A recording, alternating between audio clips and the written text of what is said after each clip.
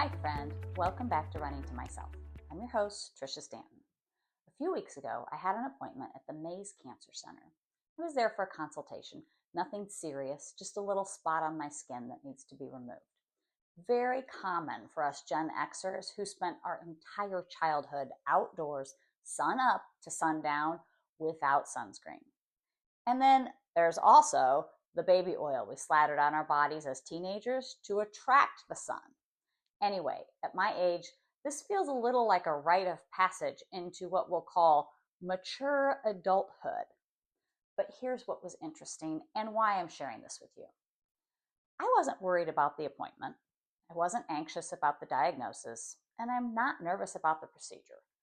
But my body, well, my body felt like it had a tiny electrical current just running through it. There was this steady buzz of energy, almost like a low-grade hum that I couldn't ignore. And I remember thinking, this is weird, because my mind was calm, but my body was not. I once read that excitement and fear feel the same in the body. Same increased heart rate, same energy, same activation. The difference is in how we interpret it and what we call it. And I was really curious about this because at that moment, I didn't have fearful or excited thoughts.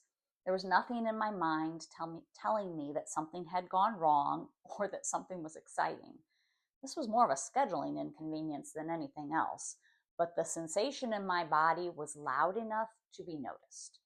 So instead of trying to change it or label it or making it mean something, I leaned into my curiosity. I noticed where I felt it, and I paid attention to the quality of it. I reminded myself, this will pass.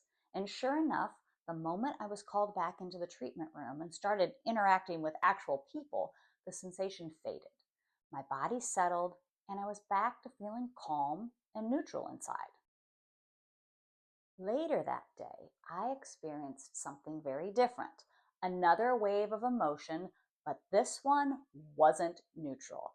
This one felt like a mixing bowl of negative emotions. Anger, frustration, fear. And this time, I knew exactly where it was coming from. My thoughts. They were loud. They were competing for my attention. They were trying to convince me of something. And I could feel the pull. You know that feeling when your brain is trying to hook you into a story where it wants you to engage so that you can argue, prove, defend? That's where I was. And I had a choice. I could step into the story my brain was offering, or I could step out of the fight. Through plenty of experience with this particular story my brain offers me, I knew that if I tried to fight the thoughts head on, I was going to lose. The thing is, when we argue with our thoughts, we stay entangled with them. So instead, this time, I made a different choice. I disengaged. I went to the gym and I redirected my focus. It wasn't a perfect transition and it wasn't easy. Believe me, it was actually quite messy. I had to keep bringing my attention back over and over again. But instead of engaging with and debating my thoughts, I gave my brain something else to do. Focus here, lift this, count this rep. The thoughts were still there, but I made the choice to stop interacting with them. You see, emotions are like waves. They can feel powerful, they can feel overwhelming, it can feel like they're going to take us under. But if we stop fighting them, if we stop trying to control them, if we stop attaching meaning to them, eventually they pass. We call them feelings for a reason, because they are something that we feel inside our body. They are physical sensations, not commands, not instructions, not facts, just sensations in our body. So let me give you something practical that will hopefully be useful in your everyday life. Here are 4 steps that you can take when you feel an emotional wave coming. Step one, locate the feeling, bring it out of the fog. When an emotion hits, it can feel big, overwhelming, and sometimes a little undefined. The first step is simply this. Ask yourself, where do I feel this in my body?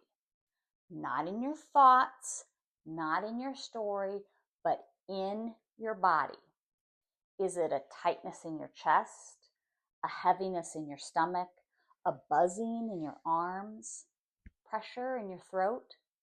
What this does is powerful. It takes the feeling out of the abstract and brings it into something concrete and observable. You move from I'm overwhelmed to there's a tight sensation in my chest. That shift alone creates space because now you're not the feeling, you're the one noticing it. Step two, describe, don't label. Stay out of the story. Our brains are fast. They don't just notice sensations, they immediately label them. I'm anxious, I'm stressed, I'm angry. And the moment we label it, there's a whole story that comes with it. So instead, try this. Just describe the sensation like you're a neutral observer. It feels warm. It's tight and heavy.